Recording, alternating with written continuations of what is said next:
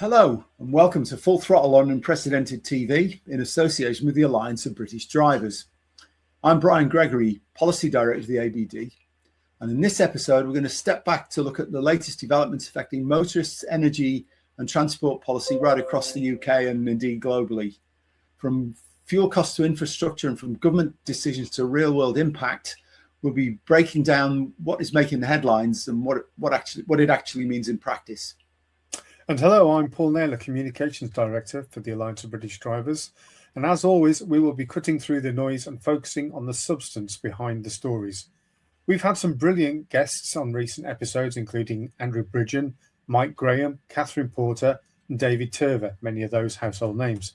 And if you want to dive deeper into those conversations, you can find those by looking through the Full Throttle back catalogue on Unprecedented TV's YouTube channel and across various social media platforms. So buckle up, this is Full Throttle.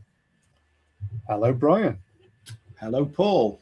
I thought I'd start today's episode with something that's hot off the press. Mm-hmm. I recently got in touch with my local MP, Matt Vickers, so I have to say is a very good constituency MP, irrespective of political party. Yeah. And he does pay attention to what his constituents are saying and the issues that concern them. And I got in touch with him to talk about C40cities.org and Sadiq Khan and the UK 100 cities, which is more than 100 cities now. And these are local authorities that have signed up to the full sort of net zero, full fat version without consulting their electorates locally, and are actually pushing ahead with measures to dice and slice their towns up into little areas that you can't go across, like Oxford and Cambridge and other places, basically, to try to stop you from moving about freely. And he came back with a comment. And as an aside, he mentioned, the UK is only responsible for 1% of carbon dioxide emissions. And loads of politicians, even Lee Anderson, made this same mistake. The UK is not responsible for 1% of global carbon dioxide emissions. It's responsible for 1% of man-made carbon dioxide emissions. Man-made carbon dioxide emissions are about 3.5% of the total. 96.5% of carbon dioxide emissions come from natural sources and over which we have no control whatsoever.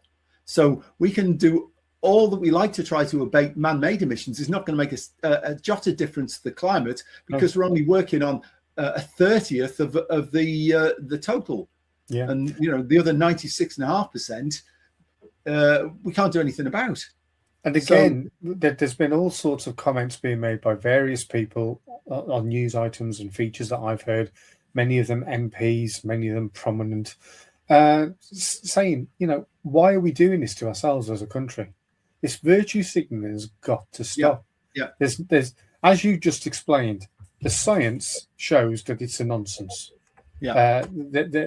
Even that 1% is being misquoted, and I can see why they're coming to that figure, because they're not delving deep enough into it. But the fact of the matter is, even if that were the case, even if it was that 1%, none of these other countries are getting involved in this. Nobody's signing up to this.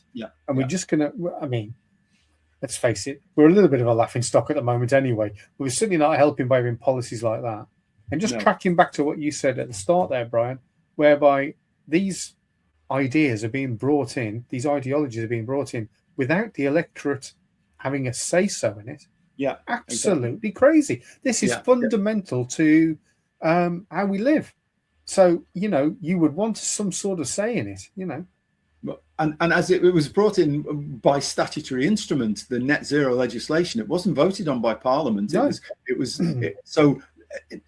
Parliament can't even really argue that it voted on the issue. It was just adopted, on the nod. So who adopts it? Who decides to adopt it? The council, the local council. It was Theresa May. Right. Well, she was Prime Minister. She decided that we were going to go for net zero, and as I say, there was no vote on it. It was done by statutory instrument, and this is the route that Starmer is now planning to take to further enmesh us into the European Union. There won't be individual parliamentary votes. There'll be one sort of piece of legislation to which all the others are attached, and it will be done by statutory instruments. So there'll be no need for MPs to vote on it. Well, actually, this is an issue, that we had a referendum on, and the referendum decided that we were going to leave the EU, not rejoin it by stealth. So if that's what he plans to do, he needs to call an election or have another referendum. Absolutely. And I would say that the points that you raised at the start of this are equally as important as being as part of the EU. Trying to change the way that we live our lives, trying to sort of be basically on permanent lockdown. That's not that's not a life; it's an existence. Nobody wants that. Absolutely, and that's what this Green Party, Zelensky, whatever the hell he's called, Zach, is it? Zach Polanski, their policies, when you look at them in depth, they read like something out of the Marxo-fascist political manual. Everybody's under total control, under the thumb of the state. You will do what you're allowed to do, nothing more and nothing less, and what you're told to do. Well, actually, that didn't work for me. You can take that manual and stick it where the sun doesn't shine. I think at the moment we've got a number of parties that are using policies, certain ideas and ideologies to effectively buy a vote. And the parties that are strong enough to basically tell it how it is and say, look, we're going to sort things out this way, that way, the other. We're not going to continue handing out to people that are eternally on benefits when they should be and could be at work. Those parties are going to struggle a little bit if people haven't got the common sense to realise that you need a strong government, not one that's going to give you freebies left, right, and centre. Well, especially when they borrowed money to do it in the first place. Exactly. Yeah. They're not. It's not coming out of their pocket; it's coming out of everybody else's. Well, exactly. That's the point. And I mean, it's a truism, I know, but Thatcher said that socialism only works until it runs out of other people's money. And it's very true. That's a great quote. Yeah, absolutely. It is absolutely. It's a brilliant quote. Everything seems to revolve around this idea that the state needs to have more control and needs to get bigger and bigger. Well, actually, no. The state needs less and less control. It needs to butt out of people's lives, and it needs to try and stop forcing everybody to do things that they don't actually want to do. Yeah. The point of a government is actually to enact the things the electorate wants, not enact things that it wants and then force them on the electorate. That's completely the wrong way around. Yeah, the government is full, or should be full, of our servants, not our masters. Yes, exactly. That's the point I was just going to make. Yeah, they are here to serve, not to tell us what to do. Somewhere along the line, that's got lost. It's been a strange past 7 to 10 years, really, hasn't it? Let's be honest. It has, absolutely, yes, very much so. From when Johnson got in and his wife, Carrie Fisher, whatever the hell she's called, carrying somebody. So it wasn't Carrie Fisher. I definitely know. Carrie somebody. I think she's still Carrie. And she had very clear sort of radical environmental views, I think, which she seemed to have passed on to him. Although I must admit that his father was instrumental in that as well, because if you've ever watched Stanley Johnson and listened to some of the things he says, they're quite frightening, actually. He thinks that 95% of the Earth's population should be dispensed with because there's too many of us.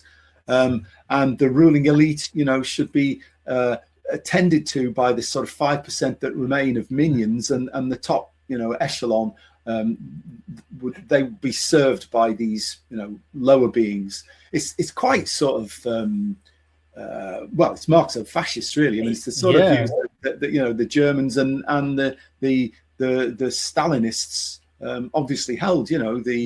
All men are equal, just some people are a lot less equal than others. Yeah, yes. Yet more dystopian sci-fi stuff. Absolutely, yeah. Anyway, turning away from dystopia, let's have a look at some of the top issues of the last few weeks that I've picked up doing my sort of digest of news events. And the first one that really amused me is it's called the Rainer effect. And apparently, it's been established that humanity reached an intellectual peak in the 1870s, and we've been declining since then.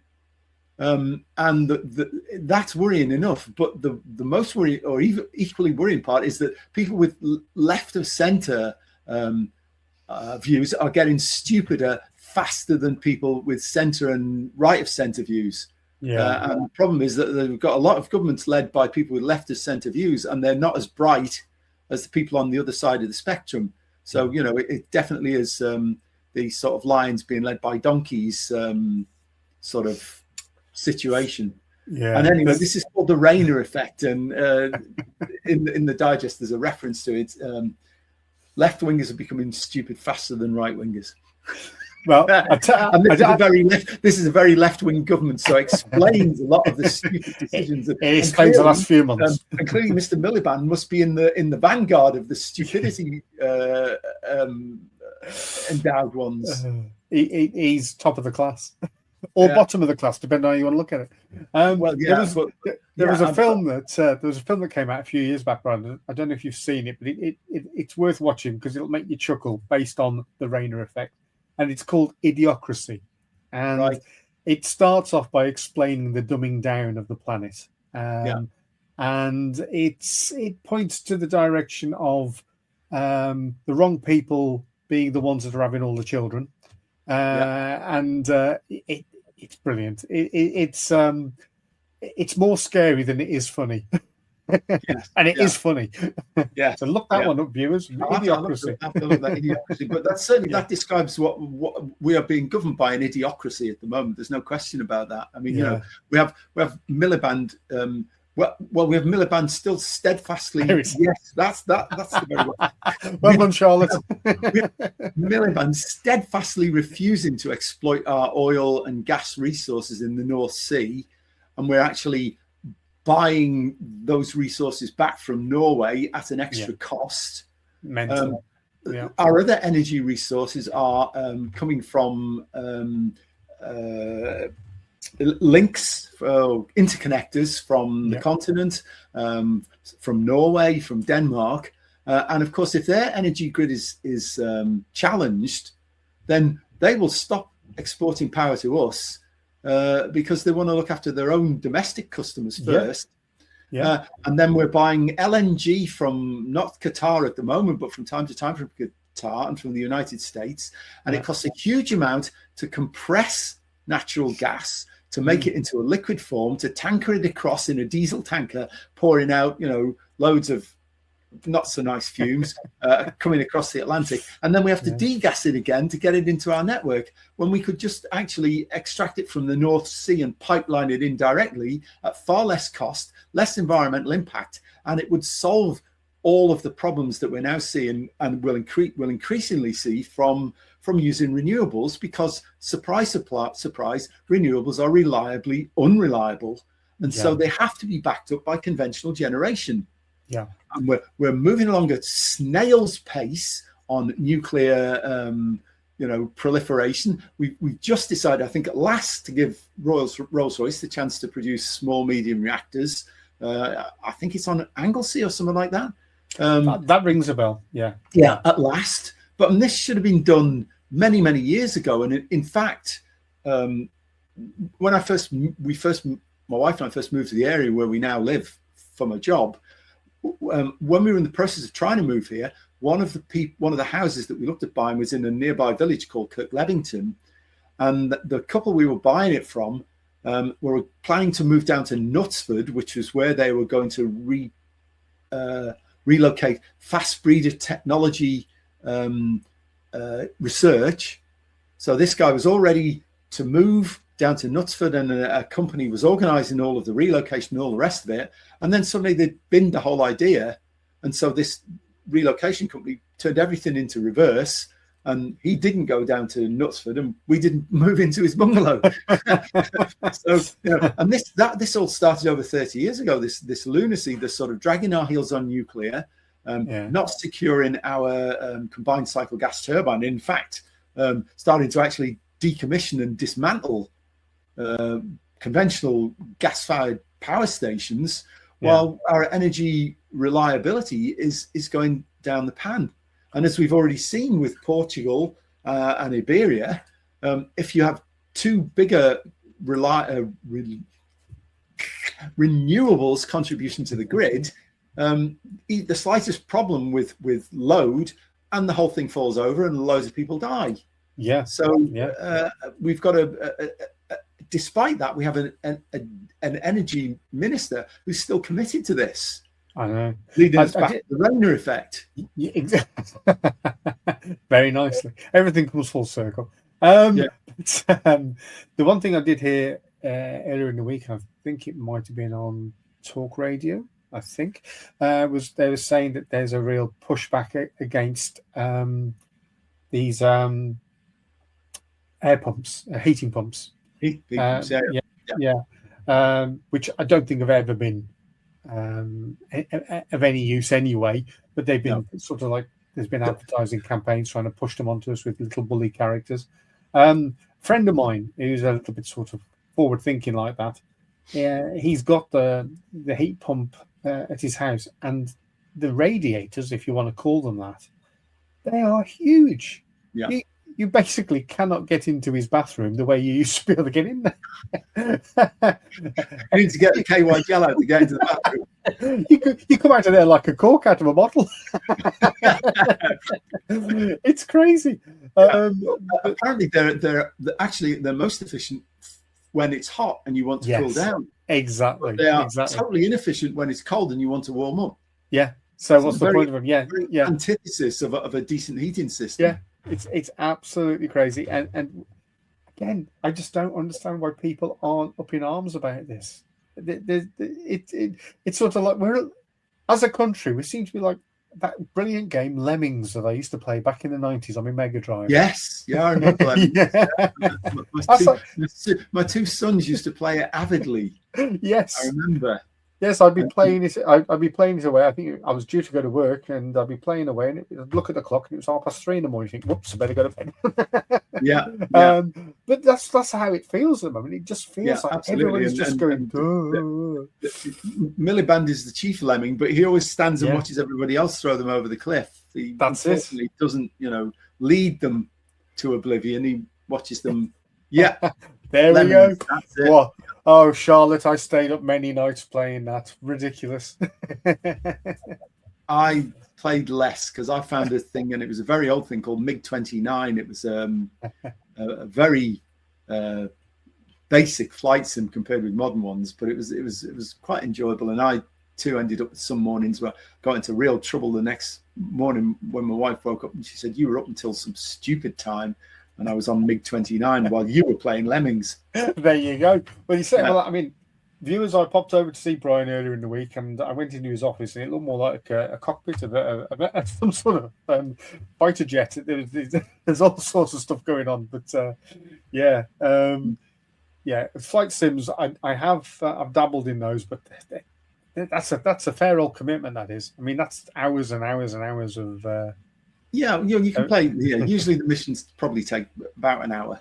But they are very immersive. And my son's he's not so much into flight sims. He likes racing sims, Assetto Corsa and Force Italia or something. I think it is. Oh yeah, I played those. Yeah. And he's got all the kit for that, and he just loves them. Yeah, just makes you wonder. I quite like them. There's one particular I like trying to take the M3 around the Nordschleife, which is the Nürburgring, and it's tricky. It's very tricky because the original M3 is rear wheel drive, and it's very easy to get the back chasing the front if you don't put the acceleration on in a straight line. See, now in a few years' time, with all this indoctrination, we'll have EV Driver 1. And it'll be the same track, but with a car going round, getting about halfway around, either spontaneously, and then they have to running out of battery. There'll be a diesel charging truck coming to it. Yeah. Did you see? Apparently, some environmental activists actually tried to interrupt one of these Grand Prix. Did they? No, yes, the Formula E it's called. Formula E, yeah. Activists actually tried to disrupt that. Yeah. I mean, linking back to the Rayner principle again. Yeah, that's like that time that they were protesting about some oil tankers and they were vegetable oil. Yeah, well, okay, that's probably fair enough. The vegetables are trying to stop the vegetables from being delivered. Quite right. Oh dear. So you put a lot of effort into this transport reality. Text that you put together every sort of fortnight or so before the meeting.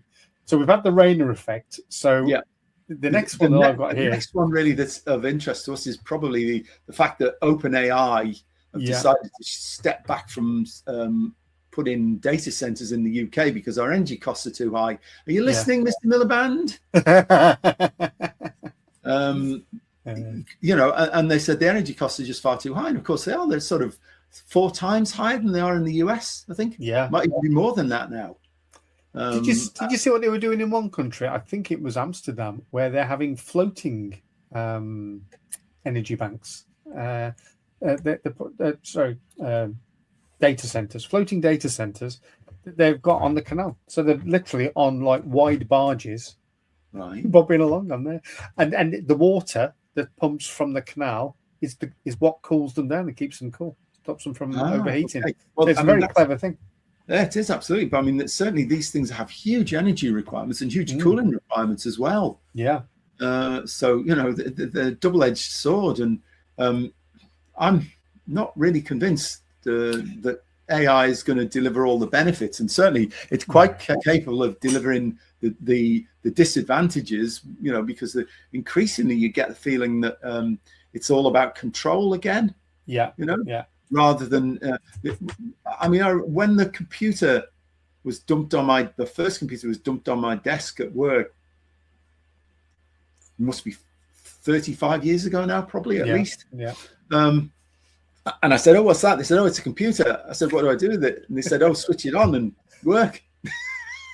So there was a lot of lost time learning to use all these things because they didn't give us any proper training at that point, and we were always balking computers accidentally. I mean, it didn't take much in those days.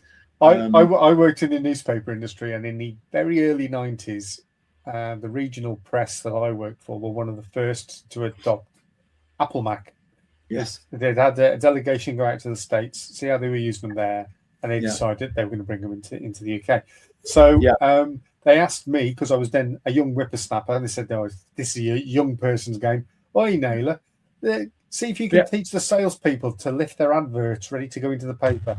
Well, some of these salespeople, they'd have the mouse, they'd have it on the desk, and instead of picking it up and keep moving it, they'd drag it and they'd go down the leg. It would go down the leg of the desk. And it's like, what are you doing? Had they gone to an Angela Rayner training course? They had. It was all sponsored by Young Ange. So computers. I mean, I suppose we saw the rot setting in years ago with all of this, but this is like what happened with the .com bubble. This is what we're in now again with AI, and it's having exactly the same impact with markets, everything.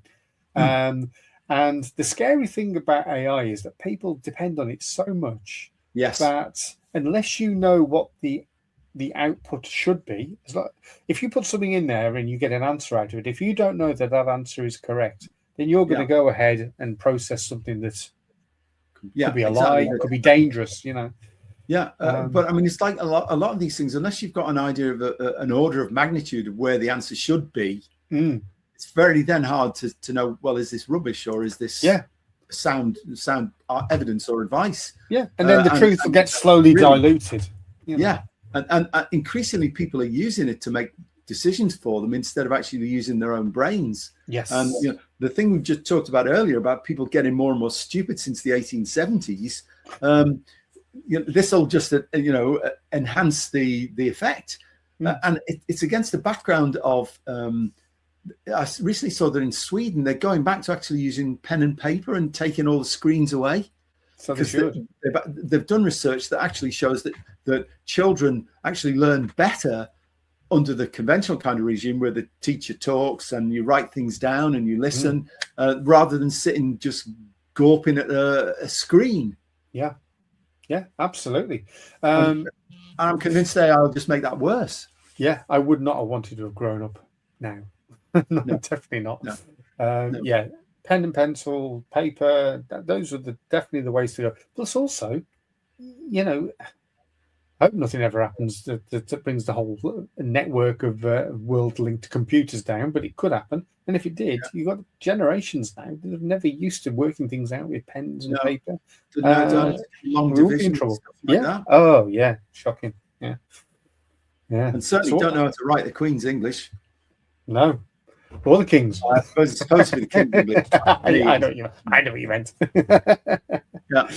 Yeah. So what else have we got here, Brian? Well, the other big thing that didn't receive a lot of publicity is that India, at the last COP 28, was it, or something? 28, yes. Made the offer to the IPCC or whatever it is, the UN, I don't know which of them, to actually host the next meeting in New Delhi. Yeah, that's COP 28. Quietly and off the record, they took them aside and said, actually, you've changed our minds. We're not going to host it now. You'll have to find somewhere else. And it's because India is clearly backing off from all this net zero nonsense, and it's not politically popular in India. So they've decided perhaps we'll just pass on that and let some other mug, host it at huge expense and destruction of rainforests and all the rest of it that accompanied the last one. So they actually backed off. So it shows that there's a dawning realization that that this whole climate change, man-made runaway man-made carbon dioxide driven climate change junket is running out of steam. Yeah. Do you think that when we inevitably get a change of government, say potentially it's reform, do you think that with everything that they've said, where they will turn their back on this net zero agenda, do you think that will happen? I hope it. Yeah, I hope so. But I think the key things. Well, I would do several key things. One of them would go further than repealing the Climate Change Act. I would go right back to 1972 and repeal the European Communities Act 1972, because that would invalidate all of the EU legislation that's crept into our economy and into our national psyche since then. And we could go back to being like we were 50 years ago, and it was better than it is now. Yeah. I mean, at the moment, we're facing a set of circumstances where we're being dragged back into the EU through the back door without any voting rights. Yes, what's the sense of that? None. Well, except to the Rainerites. Yeah. And it's the more and more you see of the EU. I mean, they are rejoicing at the minute that they managed to get rid of Orban in Hungary. The Hungarian long-term prime minister, I think he was. I'm not sure, prime minister or president.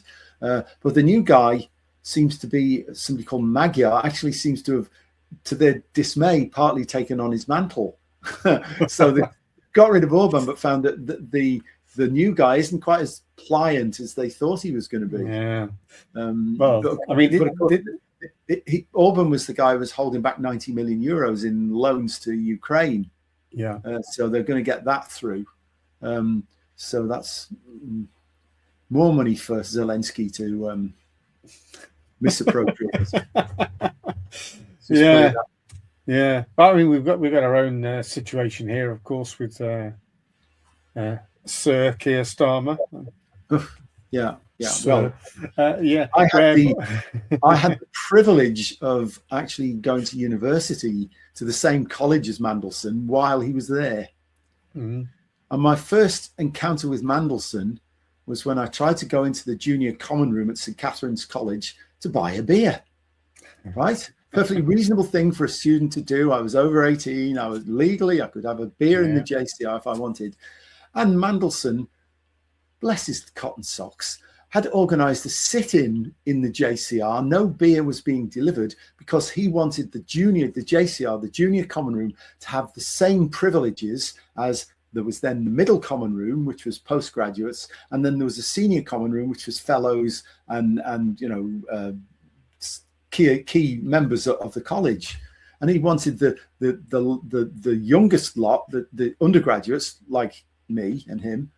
I think he might have been the middle common. He wanted them all to have the same privileges. It was so the total egalitarian thing, Yeah. But I rapidly decided I didn't have a high opinion of this person, and it seems to be borne out in subsequent years. Yeah, I think you spotted a wrong one, definitely. I would say, yeah. Yeah, he wasn't sat there in a dressing gown, was he, by any chance? I don't know. Maybe I turned a blind eye. You've blanked that out. Yeah. Yeah. So, what else have we got here, Brian? The other interesting one was a major UK airline, EcoJet. Yeah. The clue might be in the name. Plunges into liquidation with all flights cancelled. And who would have thought that an airline that bases its business offer on battery electric aircraft might have found that wasn't a viable proposition? Who'd have thought that, eh? Did they actually ever have anything in the air? Because I don't recall seeing them. I don't know, but certainly all of their everything's gone. That they're in liquidation. All flights have been cancelled. I don't know if any actually ever took off. No, because I think the range of these current battery electric aircraft is maybe 100 miles before you've got to land and refuel again. So it would be like a series of 100-mile frog hops. But quite where you land it when you're in the middle of the Atlantic, and when you run out of power, I'm not quite sure. Yeah. So yes, that one's gone down the Swanee, and I thought that was probably natural justice taking. I mean, that's a positive story from the airline industry at the moment, where we're looking at potentially a massive disruption to the summer holidays this year. Absolutely. Yeah. So to the point where I was talking to Charlotte, our producer, earlier, saying that when I go away in the middle of May, I'm probably going to take my laptop with me, not to do work while I'm there, but just in case I get stuck out there and need to do some, have 2 weeks out there. That'd be nice. An extra 2 weeks, that'd be great. Yeah. But to take the laptop with me, because I might need to be working away from home, I would imagine.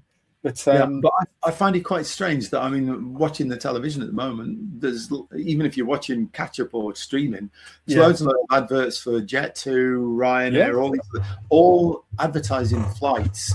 Yeah. In the background, they're in discussion with government about a contingency plan for what to do if jet fuel becomes, becomes in short supply. Well, it's a very simple answer. Start bloody drilling in the North Sea and open up our refineries and start refining it here so that we don't run out while other people do. Yeah. I mean, the whole thing that Miliband is banging on about is being energy self-sufficient. We can be, just not the way he wants to do it. And anyway, the way he wants to do it, there's no self-sufficiency anyway, because the products are built elsewhere. Yeah. It's just complete and utter lunacy that if he thinks we can be reliant on interconnectors, on imported gas and oil, it defies logical explanation.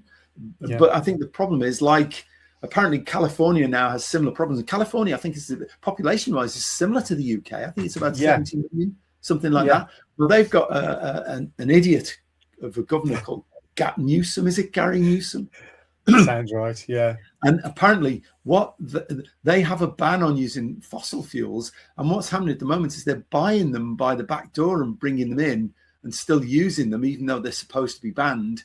But of course, with now all these problems with tankers, moving around the world, California could be in the situation, probably not at the moment, but towards the end of the year, that they could find their generating capacity gets, challenged, and they'll have blackouts and brownouts, greyouts, all the rest of it, because of his Miliband-esque energy policy. And two of them, I think, should be locked in a dark room with damp flannels on their heads, and until their sanity returns, and then we can let them out and let them back into politics, or maybe into road mending, or drain digging and something like that. I particularly like the damp flannel. That was a high point. yeah, it would be the high point, actually. Yeah. They certainly need locking up, Brian. Absolutely. Yeah. What was that song? They're coming to take me away. Those nice young men in their clean white jackets. It applies to both of them. It certainly does. Yeah. Indeed. I would imagine they get on very well. I would guess so. Yeah. How's he going to get there, though? What's he going to do? Fly on a plane? I can loan him a canoe. We won't be going with the EcoJet. That's one thing for sure. No, he won't. In fact, he should probably set off on the northeast coast from Seaton Canoe. The place where that guy supposedly went out in the water and disappeared, and they found him somewhere in South America or something after his wife had claimed his insurance from drowning. It was quite a nice idea, wasn't it? It wasn't exactly legal. It was no. Who was that? There was a Labour minister who tried to do the same sort of thing. He was up to his eyes in debt or something, and he decided he'd walk out to sea. Was it Stonehouse or somebody? John that sounds Stonehouse? right. Yeah, that sounds right. Obviously, he'd blazed the trail for this other guy in Seaton Carew to do the same thing. And because Seaton Carew is just down the road from the factory where I used to work, and it actually has a nuclear reactor which was to be decommissioned, but I think they've decided that maybe it should be kept running a bit longer. An outbreak of short interval of sanity, apparently, because everything else this government's doing is insane. There's no other way to describe it. Yeah. So what else have we got? Oh yes, I found an interesting article basically saying that it's a new study, and they'd looked at temperature increase because apparently there's a big gap between ocean surface temperatures and land surface temperatures that the current green lobby doesn't want to engage with.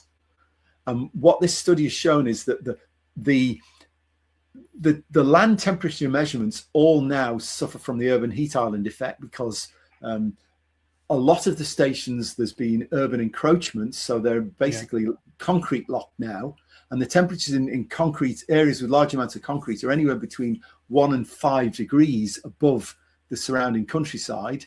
Right. Okay. And then the other problem in the UK particularly is that a lot of these stations, not only are they landlocked, or they've got the runway for an RAF fighter station right next to the sensors, the actual temperature measurements that they produce are class 5, which is basically junk, plus or minus 5 degrees. There's a scale of 1, which is like that's the Poodle's private, shall we say? Those are accurate, and then as it goes 2, 3, 4, 5, then the quality of the temperature measurements and their reliability goes down the pan. Take with a pinch of salt. Out of I think it was over 300 stations in the UK, 80% or more of them are actually class 5. So they're totally unreliable. They're not fit. 80%. Yeah, 80? Yes, it's the vast majority of them. And in many cases, there are stations which stopped existing 30 odd years ago, and the Met Office is putting in numbers by estimating from adjacent stations what the temperature should be. And of course, that will be based on their sort of Michael Mann hockey stick thing, not on adjacent rural stations. So it's not surprising that then you find the land temperature measurements are apparently going up like that, but the sea surface temperatures are like that. Yeah. So of course, the more land temperature measurements you put in, based on urban heat island effect influenced stations, the worse it makes the apparent rise in the temperature appear to be. But it's a statistical artifact, and an artifact relating to increasing urbanization. So anyway, this paper estimated that in terms of the warming since 1850, it reckoned that 30% of it might be human, 50% was natural variability, and 20% was due to the surface temperature record bias that we've just been discussing. Yeah. So, don't rely on anything produced by any of the Met offices, because they're basically junk. Well, I would argue if something is 80% inaccurate, then it's not a system to use at all anyway. Yeah. That's shocking. That is shocking. Yeah. So, what else have we got here that you really like? Yeah, there's another thing that there's a guy called Roger Pielke who is, I suppose he's not a climate realist. He's a skeptical warmist, if you see what I mean. And he has actually done a study of the latest trends in tornado damage and frequency. And there's, and of course the Green Lobby says, extreme weather's getting more and more frequent. It's causing more and more damage. Well, actually, it isn't. There's no evidence suggesting tornadoes and hurricanes are getting any more frequent. And the number of people losing their lives to them is actually down dramatically. It's over, I think, about 95% reductions from the 50s, or and it's the cost of the damage is the problem, because you've got all these people like DiCaprio, and Leonardo DiCaprio and all these other Obama, all buying beachside properties. And the value of these beachside properties, of course, is inflating enormously because they're very desirable. Yeah. And if they're damaged by fire or storm or whatever, then the cost of repair is enormous. But it's because all these rich people are stupidly relocated to places that they're saying, while they're using their private jets to fly everywhere to tell us not to use our cars, they're buying beachside properties that, really they should not be buying, because apparently we're all going to be, underwater in 50 years. And again, there's no scientific evidence supporting that proposition either. No. I mean, where was it?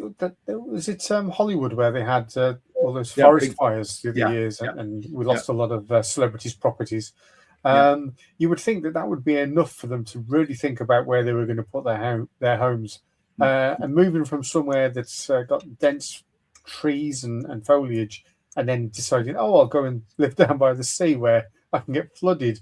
Not the brightest of moves. Not really, but again, even even the evidence on wildfires and things is that they're not any more frequent, and in recent years they've actually gone down in number.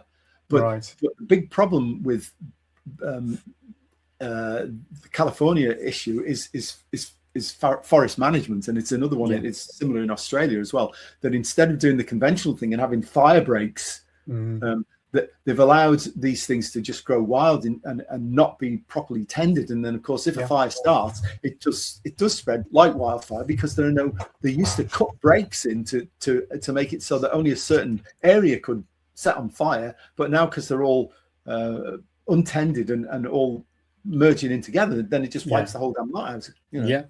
So again, it's environmental policy that's actually not rational. Well, it's penny pinching dressed up as environmental policy, I would suggest. And there's also a malign element, because quite a few of the fires in the San Francisco area they found were actually set by loony climate activists literally deliberately set fire to places so they could say, "Oh, it's wildfire, it's climate change." Yeah, trying to prove a point. And the guys ended up in prison for that, thankfully, hopefully for a long time. Fingers crossed. Fingers crossed. Oh dear. What other exciting stuff have we got here? This same guy, Roger Pielka, has produced 2 papers on top-down climate economics. So he deconstructs all the claims that climate change is going to dramatically reduce economic activity and economic wealth. And basically, again, they're all based on junk science assumptions. And when you actually dig into them, they're just complete nonsense. They're not supported by a rational evaluation of the evidence and the facts. But the media just parrot all this stuff without anybody actually doing any real investigative journalism. They just copy paste. Yeah, just ridiculous. The whole news industry certainly struggles these days, not only with who's in it, but how it's staffed as well. You tend to have like a tenth of the staff that you would previously have had at a newspaper or at a TV studio, and like you say, they're all cutting and pasting and taking elements from things using AI, and it's dwindling down as to what the actual story, the truth in the story actually is. It's shocking. But linking back to what we were talking about earlier, the sort of data center thing, OpenAI have actually backed off from citing the data centers in the UK, but in America now there's a big backlash starting against the data centers because people don't want them near their homes. Because there's a potential fire risk with these places with big amounts of battery storage and a large energy intake. But the I was going to say the other issue is the local grid reliability, and people are just concerned that they're going to find that this thing will be sucking up all the available power, and that they might find that their supplies in effect degraded as a result. There's a guy called Price, Robert Price, I think his name is, and you can find his Substack. Robert Bryce, sorry, that's it. Robert Bryce, B-R-Y-C-E. And if you look up his Substack, there's a lot of information there on resource use in America, particularly on stuff like AI centers and nuclear technology as well, which he's quite an astute guy, and it's worth looking at. Because these data centers, basically, it's just storage for all the stuff that's coming off computer servers, that sort of thing. The fact that we're relying so heavily on this goes back to what we were saying earlier about using pen and paper. It's a dangerous way to go. This is. It really is. This is open to sabotage, and this is the sort of thing that wars would be fought over.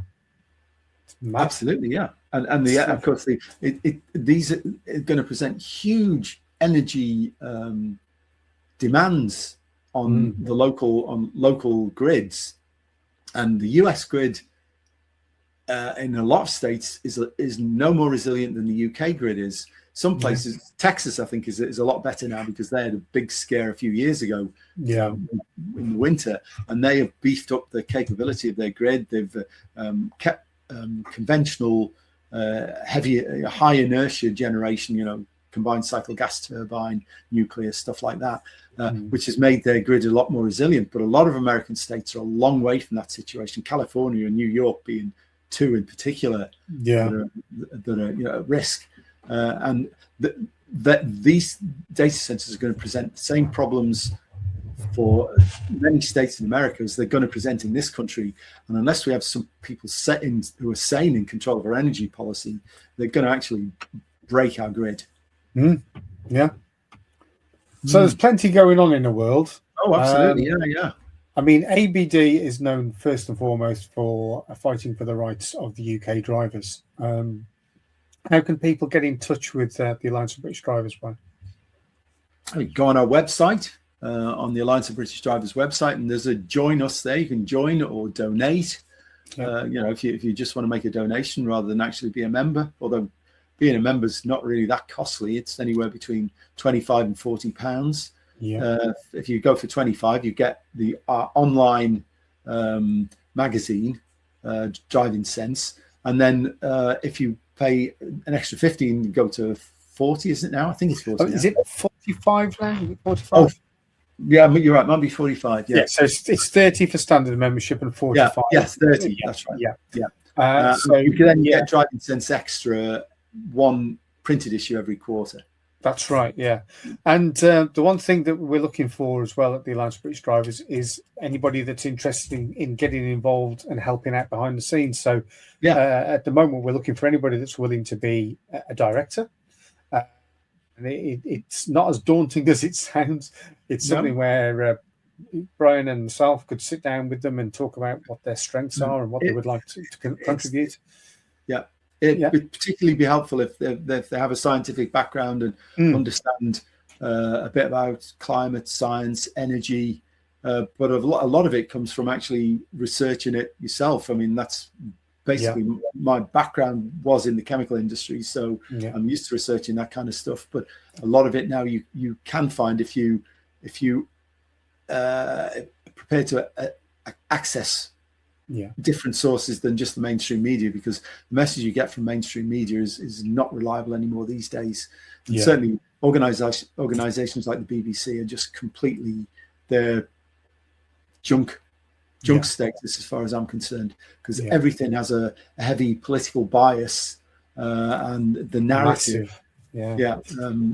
But certainly we're looking for people with a background in finance as well. We can do with help with the finances of the organization and membership management as well. And also to help us gather the articles similar to what we've been talking about today as well. So if there's anybody, if there's any retired journalists out there that just feel like they want to dabble and help out, they're more than welcome to get in touch. To get in touch with us, exactly. Just email either of us. Me, brian.gregory@abd.org.uk. And the best one for me is probably paul@mediaandyou.co.uk. We're very passionate about what we're doing here. We're trying to fight for the rights of the UK drivers, and that's not just your car drivers. It's people that are taking your tins of beans backwards and forwards from Asda to warehouses and stuff like that. Exactly. We're good partners with the likes of Howard Cox and Fair Fuel UK. We've worked with organisations such as MAG, which is more motorcycle orientated. And increasingly, we're getting involved with fighting against some of these crazy net zero agenda items that keep cropping up. And we need help to do it. So if you're of that same like-minded attitude towards life, then get in touch, and I'm sure you'll be able to help us in some way or other. Don't have to feel that you're overly committed. It's help here, there, and everywhere. If you can only commit to a couple of hours, that's fine. If you want to do more, that's welcome too. So get in touch, drop us a line, and start some sort of dialogue with us. Just one more. We were just talking about drilling in the North Sea earlier on. Well, I came across some information basically saying that North Sea oil gas drilling for North Sea oil and gas enabled the government to raise 9.9 billion in oil and gas tax revenue in 2022-23. That will drop to 4.4 billion in 24-25, and then down to 2.7 billion in 25-26. And the problem is, when they stop drilling and start decommissioning, the government is duty bound to pay back the decommissioning costs, which they committed to. So that if they're allowed to shut down completely, they will be a drag on the economy. It's mad, isn't it? And to contrast that, Norway, these very green Norwegians, right, collected 28.8 billion pounds, 28.8. So over 3 times what we collected in 22-23. In 2025, they collected 28 billion in oil and gas taxes, and a lot of that goes into their sovereign wealth fund, which funds all their pensions. Yeah, we've got a lot to learn as a nation. We really have.